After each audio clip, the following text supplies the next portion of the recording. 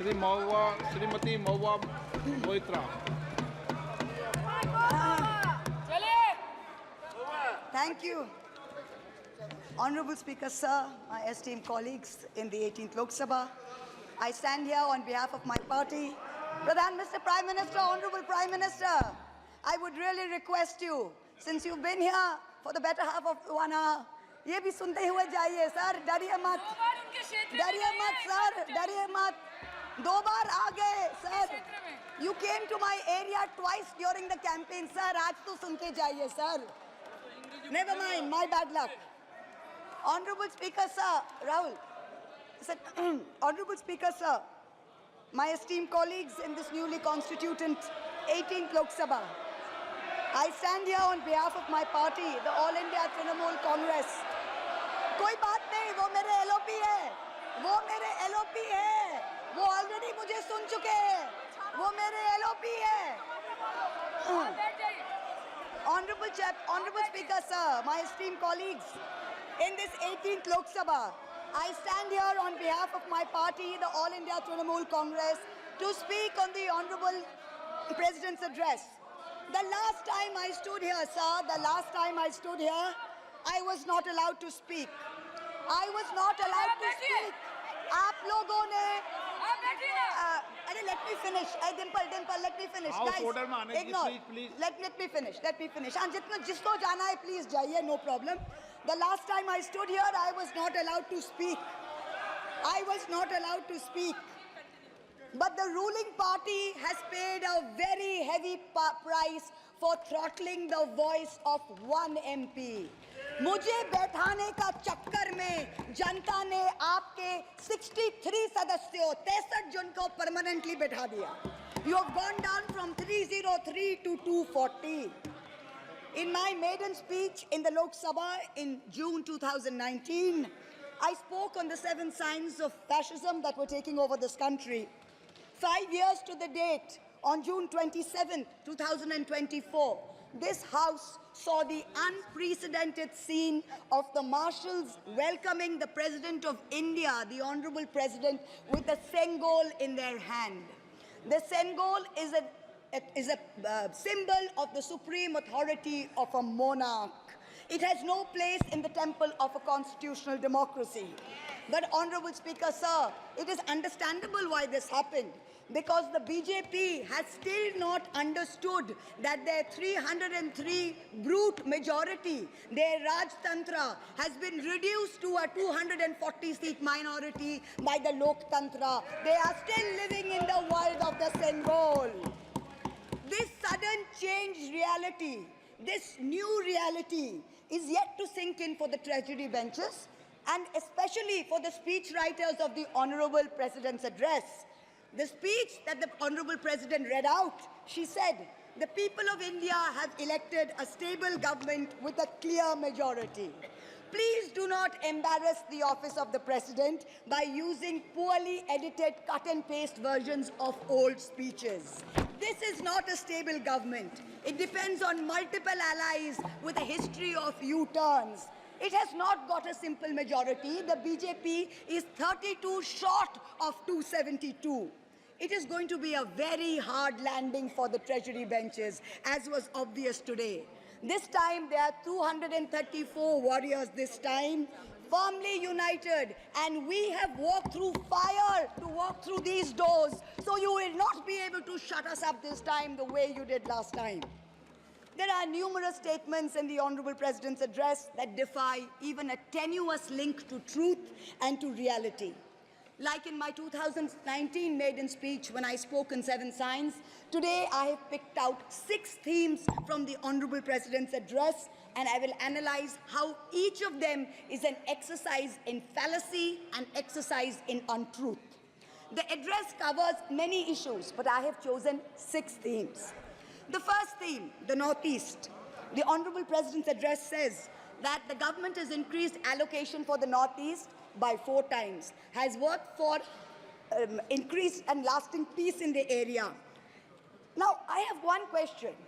Why is the word Manipur nowhere in the speech? Why do we refer to the generic Northeast? During the Lok Sabha campaign, the BJP, the ruling party, the Honorable Prime Minister mentioned many words beginning with the letter M. Musalman, Mullah, Madrasa, Mughal, Mutton, Machli, Mujra, Mangal Sutra, but not once did they mention Manipur. We don't need to act east. The government says we want to act east. We don't need you to act east. Look east, walk east, and most important, embrace east. I stand here for my brothers and sisters of Manipur, and I quote the revolutionary poet Pablo Neruda. One morning the bonfires leapt out of the earth. One morning the bonfires leapt out of the earth, devouring human beings. And from then on, the fire. From then on, blood. Come, see the blood on the streets. Come, see the blood in the streets. Please go to Manipur, see the blood in the streets. The second theme in the President's address, women empowerment. The speech says, women in our country had been demanding greater representation in the Lok Sabha and Vidhan Sabhas, and today they stand empowered by the Women's Reservation Act. This is a complete untruth. Firstly, you conveniently delayed reservation for women in parliament because you actually fear women. You fear Nari Shakti. You want their support, but you certainly don't want us here. The 17th Lok Sabha had 78 women, 14.3%. The 18th Lok Sabha, this Lok Sabha, has only 74 women. 4 women less than last time, only 13.6%. The ruling party, the BJP, had called a special session to bring in the Women's Reservation Bill. They have got a shameful 30 women MPs out of 240, only 12.5%. It is only Mamata Banerjee's Trinamool Congress that in 2019 had 37%, and even this time has got 38%. The President's address talks of a comprehensive campaign by the government to enrich and make 3 crore women Lakhpati Didis. All that we have seen so far is a far more comprehensive campaign to make 1 Arabpati Dada. I'm sure I don't need to take his name in this house. I'm sure we all know who we are talking about. The third theme, Kashmir. The address mentions that after decades of shutdowns and strikes, the Kashmir Valley has voted in an atmosphere of stability and security. But if abrogating Section 370 was such a good idea, why did the ruling party, the BJP, not even dare to put up candidates in the 3 valley seats of Anantnag, Baramulla and Srinagar?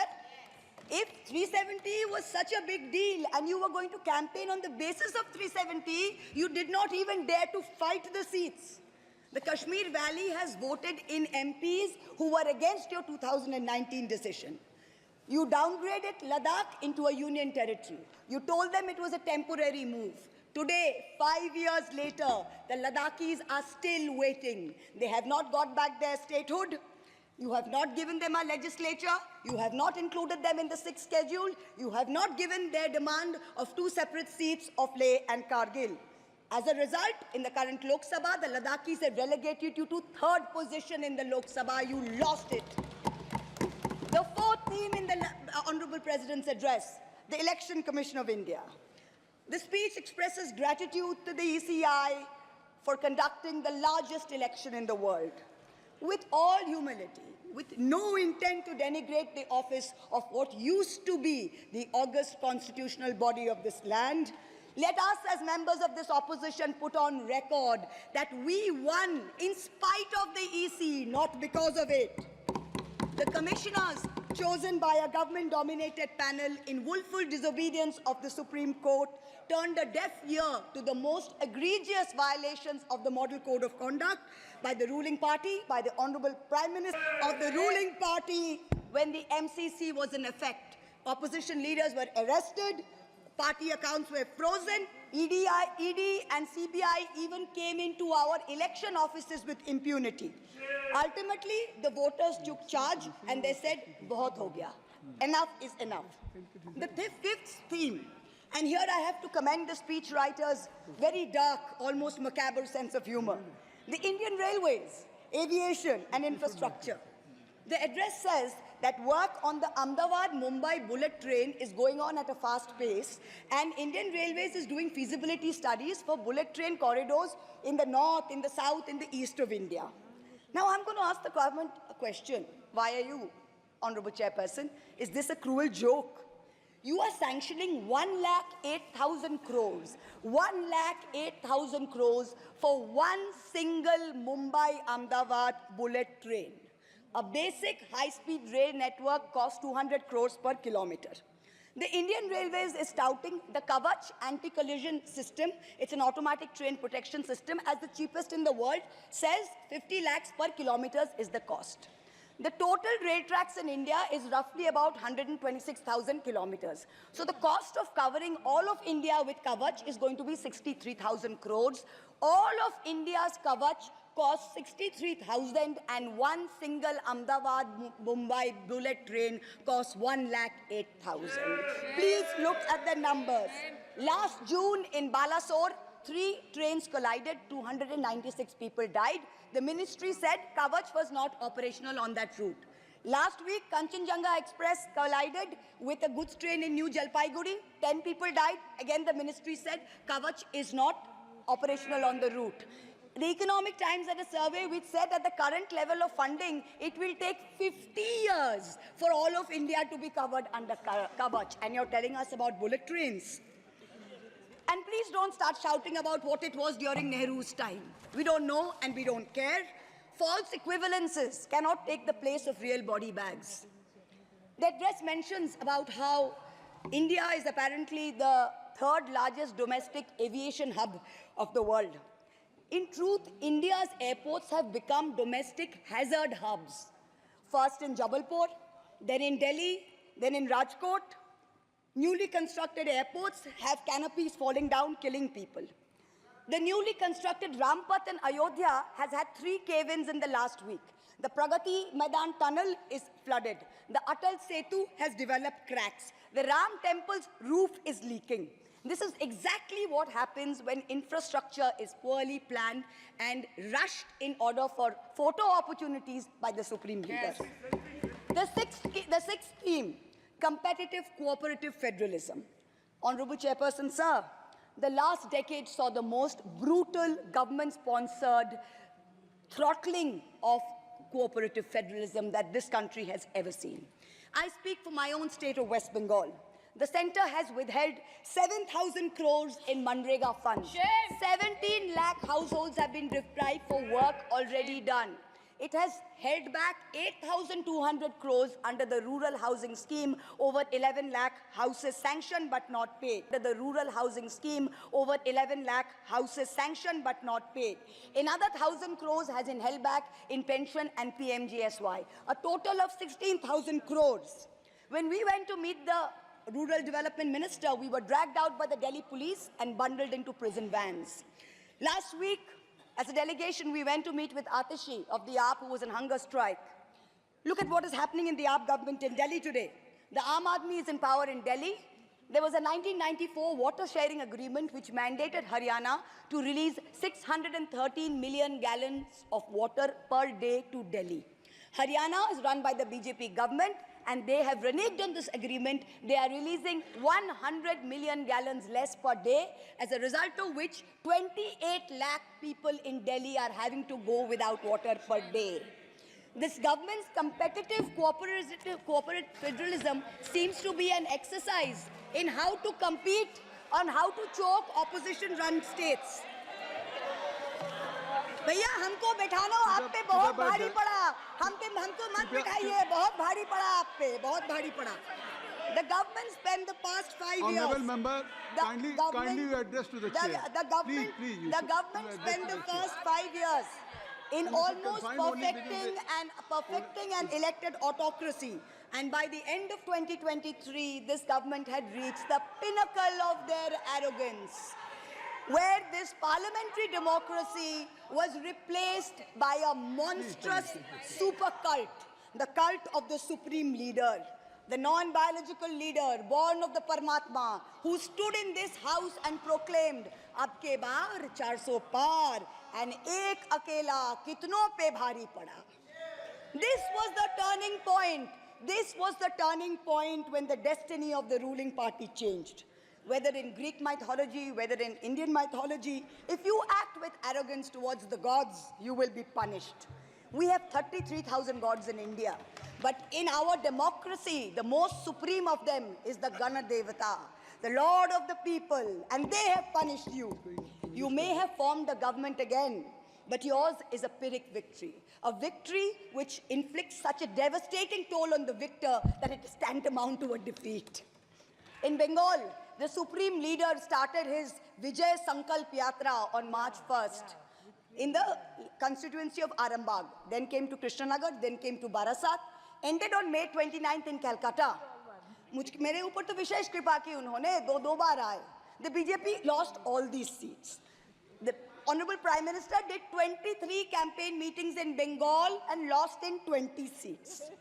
In Maharashtra, the Honorable Prime Minister campaigned in 18 seats. The NDA lost in 15 of them. एक अकेला कितनों पे भारी पड़ा. In Punjab, he campaigned in Hoshiarpur, in Jalandhar, in Patiala, in Gurdaspur. The BJP all lost all the 4 seats.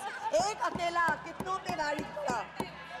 In Rajasthan, he campaigned at Banswara with the most disgraceful references to Muslims. In outright violation of the law, the EC kept quiet. Not only did the BJP lose Banswara by over 2 lakh votes, the BJP, which had won 25 on 25 in 2019 and won the state government only months ago, came down to 14 seats. Ek akela kitno pe bhari pada. 3 states, Uttar Pradesh, Maharashtra and Bengal, account for 170 seats. That is exactly 1/3 of India. The BJP won in only 54 of them. Ek akela kitno pe bhari pada. In 2019, the Prime Minister, the Honorable Prime Minister, had taunted the now leader of the opposition by saying that he must have used a microscope to find that one single seat in India where the minority were in majority. Honorable Chairperson, sir, it is so ironic that today the majority needed no microscope to turn the BJP into a minority. Jahan bhi majority hai, wahi aap hi minority ban gaye. आप तो घुस-घुस के मारने वाले थे ना, इस बार तो जनता ने घुस-घुस के मार दिया. The treasury benches have always claimed that the opposition lacked in hard work and in merit. We are all part of a Parivarvad. We are dynasts. Whereas they are proud to be part of a meritocracy. They are proud to be part of a Modi ka Parivar. How ironic is it today that 20 ministers in the union cabinet are dynasts? How ironic is it that the Honorable Prime Minister has to take to social media himself to tell people that no, it is not Modi ka Parivar, it is NDA, the Nitish Naidu Dependent Alliance. In January, the Honorable Prime Minister consecrated the unfinished Ram temple in Ayodhya. He said he was tasked with the divine duty of bringing Ram Lalla home. The Ram Mandir was going to ensure that not only would the BJP cross 400 seats, but that this government would last 1,000 years. The last time in history that we heard of a 1,000-year vision was during the Third Reich. This was the second time that we've heard of it. But then ultimately, Lord Ram said, stop, not in my name. Oti dorpe hoto Lanka. Too much arrogance, too much pride caused you to lose the kingdom of Lanka. The BJP lost in Ayodhya, Faizabad, where the temple is. It lost in Banda Chitrakoot, where Lord Ram meditated. It lost in Shravasti, where the son of the Honorable Prime Minister's ex-secretary said, my father has built the temple, campaigned in his name, you lost there. All the seats around Ayodhya, Basti, Sultanpur, Ambedkar Nagar, the BJP lost. ये तुम लोगों के नाम जपों में पहले सा आराम नहीं. ये तुम लोगों के नाम जपों में पहले सा आराम नहीं. जबरदस्ती के जय श्री राम में सब कुछ है, पर राम नहीं. जबरदस्ती के जय श्री राम में सब कुछ है, पर राम नहीं. Today in India, there are 2 types of leaders. Those of us who come via the voting machine, and then there are many who come via the washing machine. There are still people who say, wait, you don't know Modi ji. Wait 6 months and see. The BJP will get 300 members. To them I say, no, this will not happen this time. Because every potential turncoat will have to choose between temporary greed of fear and between permanently becoming politically irrelevant. So you can offer you can accept a temporary offer of a ministry, you can accept a temporary settlement of an existing trumped-up CBI or ED case, and you can switch parties. But when you go back to the electorate will punish you. Most turncoats have been punished by the electorate. Also this time, India has very large, solid bloc components. The Congress has 100 seats. SP has 37 seats. Trinamool has 29 seats. DMK has 22 seats. NCP and UPTA have 17 seats. So this is not a ragtag bunch of members that you can lure away. This is a solid bloc. So yes, it's a question of time. But the question is not whether they will get 300. The question is when people will join us and we will cross 272. The ruling party's politics have always been along the lines of religious hate and ethnic divisiveness. But even at the height of their power, when they got 303 seats, 1 out of 2 Hindus had not voted for the BJP. This time, even in their core Hindi heartland, their core voters have deserted them. The Muslims in India, over 250 of them, called infiltrators, called terrorists in the land of their birth, waited silently, patiently, and bided their time. And in one voice during this election, in every state, they stood up and they told the government, and I quote the poet Puneet Sharma, "Hindustan se mera seedha rishta hai. Tum kaun ho be? Tum kaun ho be? Kyun batlau tumko kitna gehra hai?" The Dalits, whom the BJP paid lip service to for so many years, realized that even the talk of 400 seats meant that Baba Sahib Ambedkar's constitution was in danger, and they deserted the party. The Marathas, whom the BJP coalition had tried so desperately to woo, realized that their promises were worth nothing. The BJP and its allies lost 7 out of 8 seats in Marathwad. The Jats, the careers of their youth at risk with this ill-conceived Agniveer scheme, their farming livelihoods threatened, their female wrestlers manhandled. They vented their ire at the ballot box. Ultimately, it was the BJP's policies of exclusion, not inclusion. You wanted to exclude everybody, and that was your undoing. You didn't need Muslims. You trampled on Dalits. You ignored farmers. You ignored Jats. You marginalized Kashmiris. Well, they consolidated their voice during this election pan-India, and today they don't need you. That's the message they've given you during this election. ये देश ही अपना हासिल है जहां राम प्रसाद भी बिस्मिल है. मिट्टी को कैसे बांटोगे? सबका ही खून तो शामिल है. That's what they said. You can't divide us. You can't do it anymore. This new India, this new frame of reference is going to be very hard for a lot of interest groups. Perhaps the first casualty is the legacy media. The Godi media was its own worst victim. The brown-nosing TV anchors and online trolls lied, spread fake information, amplified the government's propaganda. So-called psephologists who actually had printing contracts from the government of India were on TV 24/7 acting like the election was a done deal. There was no need for voting. The BJP had already won. Media moguls organized conclaves where they prostrated themselves before the Vishwa Guru. Anchors used staged interviews and set up scripts. In short, the media had lost all credibility, so when you asked the people during surveys which way they voted, they didn't trust you and they didn't tell you the truth, which is why you got it wrong. Ram Kamal Jha, the editor of the Indian Express, remarked that some media owners were so comfortable on their knees that it hurts to stand up. To them we say, please stay where you are. There is a new generation of journalists in India today with spine, with integrity, and with courage. A media you have done your best to silence with fake cases and attempts and censorship, but they have survived and they will thrive in the digital space. I will also touch upon another pillar in our democracy, the judiciary. 2 days ago, the Honorable Chief Justice of India, while on a visit to Calcutta, remarked that judges were not deities. They are here to dispense justice with compassion. Just as one can't be partly pregnant, you either are or you're not. Justice and democracy too must be absolute. They cannot partly be in effect.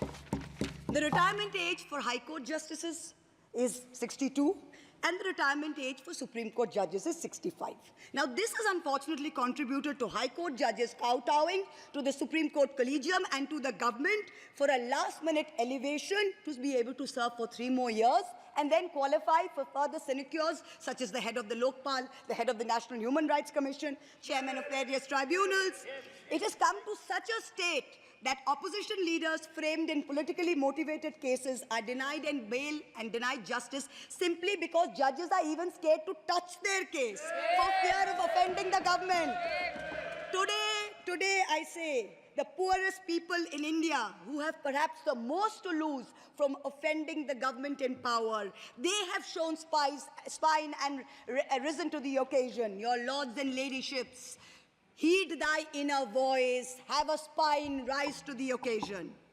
7 months ago, on the 8th of December, this house was transformed into a Kuru Sabha, presided over by a blind Dhritarashtra, where Dushrasan Darbaris made every attempt to disrobe Draupadi. The Ethics Committee that voted to recommend my expulsion on the 9th of November, they voted 6-4, had 10 members and 1 chairperson. Of the 5 Lok Sabha members from the BJP, 4 have not returned to the House. The chairperson, a BJP member, has also not returned. The Congress turncoat from Punjab who voted against has also not returned. The BJP lady MP from Maharashtra who started the debate in the House on behalf of the BJP has also lost. Much like Lord Krishna protected Draupadi, the people of Krishnanagar have protected me. In the last year, a lot of people look at me and say, oh, Mahua, you must have lost a lot. You lost your membership, you lost your house. And by the way, I also lost my uterus due to a surgery. But you know what I gained? I gained what Rahulji said, the freedom from fear. I do not fear you. I will see the end of you. We will see the end of you. Your ED, your CBI, your income tax, your trolls, your media, your bought-out judges, nobody can scare us. The people of India are patient. They will wait patiently for this government to fall. And I hope that whoever writes the next speech for the Honorable President of India will give her the respect and the honor due by not filling it with falsity. This government has dishonored the office of the President by giving her a script that is full of lies. We wait, and the people of India wait, for the restoration of her honor and for the honor of her august office. It is in this hope that I bow my head to the holiest of our books in its 75th year of adoption. Hail the Constitution, Joy Sangvidhan. Thank you.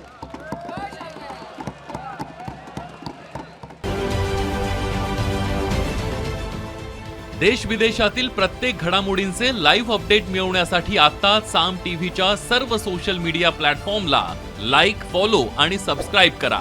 तसंच सर्व नोटिफिकेशनसाठी bell icon press करायला विसरू नका.